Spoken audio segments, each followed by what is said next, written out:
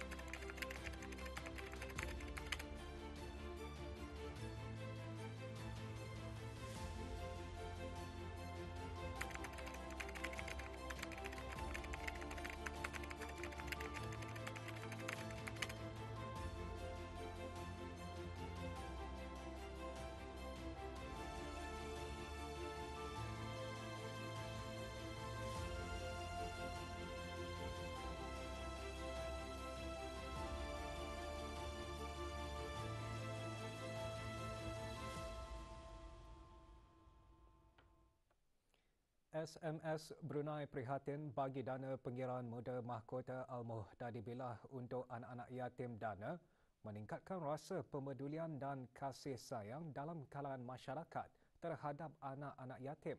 Majlis Pelancaran SMS Brunei prihatin bagi dana tahun 2022-2023 diadakan di Kompleks Yayasan Sultan Haji Hassanah Bolkiah di Ibu Negara. Pelancarannya disempurnakan oleh Yang Berhormat Pihin Dato' Laila Raja Meja Jana Bersara Dato' Paduka Seri Haji Awang Halbi bin Haji Muhammad Yusof, Menteri di Jabatan Perdana Menteri selaku pengerusi Lembaga Pemegang Amanah Dana. Majlis diselajurkan dengan penyampaian sumbangan dana untuk pembelian peralatan dan keperluan persekolahan bagi sesi persekolahan tahun 2023 kepada 1,435 anak yatim di seluruh negara. Penyerahannya disempurnakan oleh Yang Berhormat Datuk Seri Setia Awang Haji Ahmadin bin Haji Abdul Rahman, Menteri Hal Ehwal Dalam Negeri selaku Ahli Lembaga Pemegang Amanah Dana kepada para pegawai daerah yang akan menyerahkannya kepada anak yatim melalui ketua kampung. Bermula tahun ini, anak-anak yatim yang berdaftar melalui sistem kebajikan negara SKN akan menerima bantuan dari agensi-agensi yang lain bagi mengelakkan duplikasi dalam menghulurkan sumbangan yang serupa agar pihak dana dapat merancang dan menyusun aktiviti dan projek yang baharu dan efektif. Kementerian Pendidikan berhasrat untuk melahirkan insan yang berkemahiran dan inovatif dengan mempromosi pembelajaran, latihan dan kemahiran semula secara berterusan. Usaha itu dibuat bagi memastikan tenaga kerja kekal relevan dan sesuai dengan keperluan industri yang sentiasa berubah. Perkara tersebut ditekankan oleh pemangku Setiausaha Tetap Pengajian Tinggi Kementerian Pendidikan semasa acara Hari Penglibatan Industri Pembelajaran Sepanjang Hayat Tahunan Allied kedua. Majlis berlangsung di sebuah hotel di Jalan Muara. Dr. Chin Wekeh juga menjelaskan pusat pembelajaran sepanjang hayat berperanan sebagai pusat maklumat sehenti dan laluan bagi program yang ditawarkan pusat berkenaan dan rakan pembelajaran sepanjang hayat dari sektor awam dan swasta. Untuk memenuhi maklumat itu, kerjasama dan penglibatan aktif dari pelbagai pihak berkepentingan diperlukan.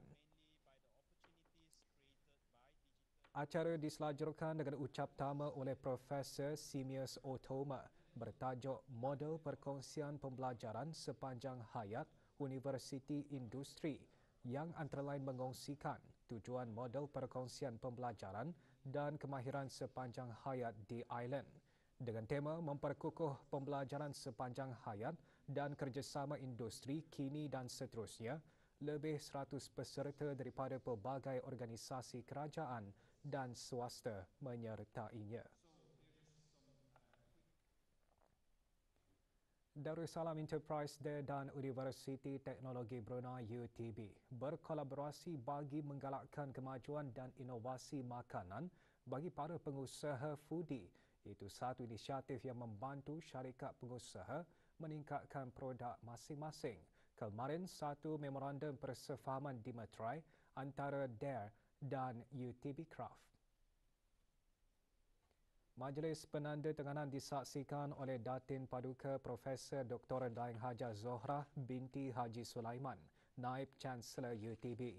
Terdahulu, Awang Daniel Leong, Pemangku Ketua Pegawai Eksekutif Badan Kemajuan Ekonomi Brunei, BEDB, dan DARE dalam ucapannya mengongsikan foodie diwujudkan berikutan cabaran ketara disebabkan oleh kurangnya pengetahuan teknikal di dalam kemajuan dan penyelidikan produk. Dan Dr. Shazana Abdullah Lim, pengarah Kraft pula berharap syarikat-syarikat tempatan bersikap terbuka dan menggunakan teknologi baharu bagi menyokong pertumbuhan tempoh jangka masa panjang menerusi program berkenaan. Vanishing Children Triangle, filem dongeng tempatan mengetengahkan barisan pelakon dari golongan orang kurang pendengaran OKP dan kanak-kanak istimewa. Tayangan perdana filem berdurasi 1 jam 7 minit itu mula ditayangkan malam tadi di The Empire Cinema di Jerudong. Menyaksikan tayangan perdana filem tersebut, Pengiran Haji Rosli bin Pengiran Haji Halus, Pemangku Timbalan Setiausaha Tetap Kementerian Kebudayaan, Belia dan Sukan. Filem arahan dan terbitan anak tempatan Abdul Zainidi ini disokong oleh Kementerian Sumber-Sumber Utama dan Pelancongan sempena Brunei December Festival. Filem tempatan ini akan ditayangkan sehingga Ahad 18 Disember dengan harga tiket RM15. Hasil jualan tiket sebahagiannya akan didermakan kepada Persatuan Orang Kurang Pendengaran.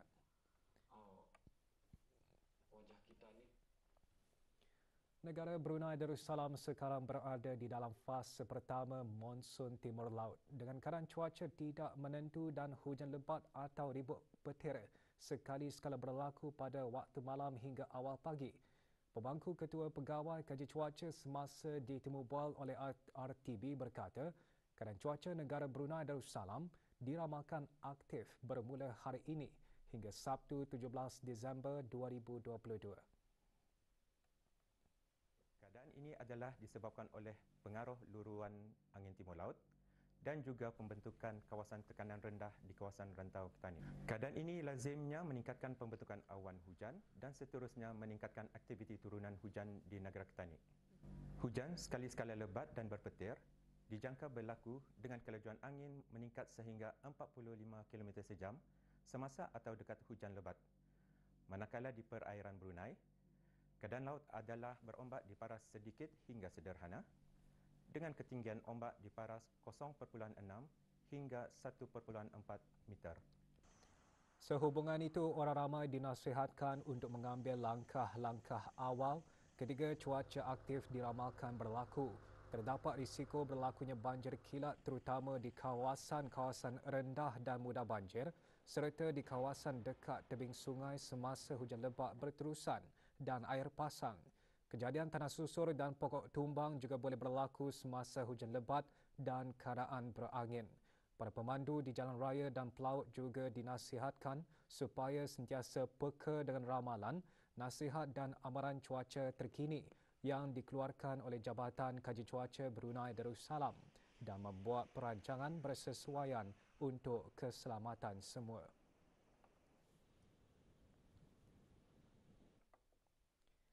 Penyertaan negara Brunei Darussalam dalam Asia Pacific ICT Alliance APICTA ke-21 adalah inisiatif berterusan Kementerian Pengangkutan dan Infokomunikasi, pihak berkuasa Industri Teknologi Infokomunikasi Negara Brunei Darussalam AITI dan Infocom Federation Brunei IFB untuk merangsang inovasi dan kreativiti dalam ICT. Dalam APICTA ke-21 baru-baru ini, negara Brunei Darussalam meraih 4 anugerah. We're going to introduce some programs, basically on the health index and risk assessment. So this is actually to evaluate tani punya health and well-being. So nanti kadang kalau for example like usually what happen in Brunei ni, we detect diseases at the later stage. So what we want is to detect it early so that we can treat the symptom at the earlier stage. For us to win this award is an achievement and to get recognition from worldwide, internationally. It makes us proud, but at the same time to reflect on our IT innovative solution. The next step after this is for us to continue with our development of our product, and as well as to get more innovative IT solution that can benefit not just our economy but also other economy as well. 165 pasukan dari 16 ahli ekonomi dan 210 penyertaan bertanding dalam 25 kategori anugerah APICTA. Negara Brunei Darussalam diwakili 4 pasukan yang terdiri daripada pemenang, naib juara dan peserta anugerah ICT Brunei BICTA 2022. Status harian norma baharu COVID-19. 4 kes berada dalam kategori 4 iaitu memerlukan bantuan oksigen dan di bawah pemantauan rapi. Kementerian Kesihatan memaklumkan 464 kes dilaporkan sembuh. Jumlah keseluruhan pemberian 2 dos vaksin COVID-19 bagi kanak-kanak berumur 5 hingga 11 tahun 87%. Bagi remaja berumur 12 hingga 17 tahun yang mendapat 3 dos vaksin 62.3%. Dan liputan bagi rakyat dan penduduk negara ini yang mendapatkan 3 dos vaksin 78.9%.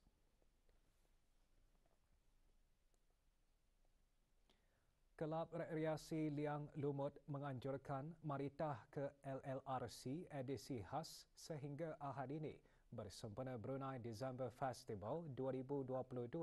Lebih 20 pengusaha tempatan mengikutinya.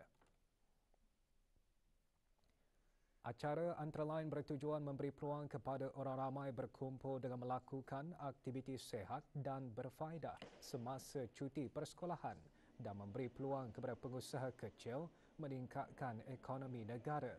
Maklumat lanjut, hubungi talian WhatsApp LLRC atau layari Instagram @LLRC_official atau Facebook LLRC Brunei.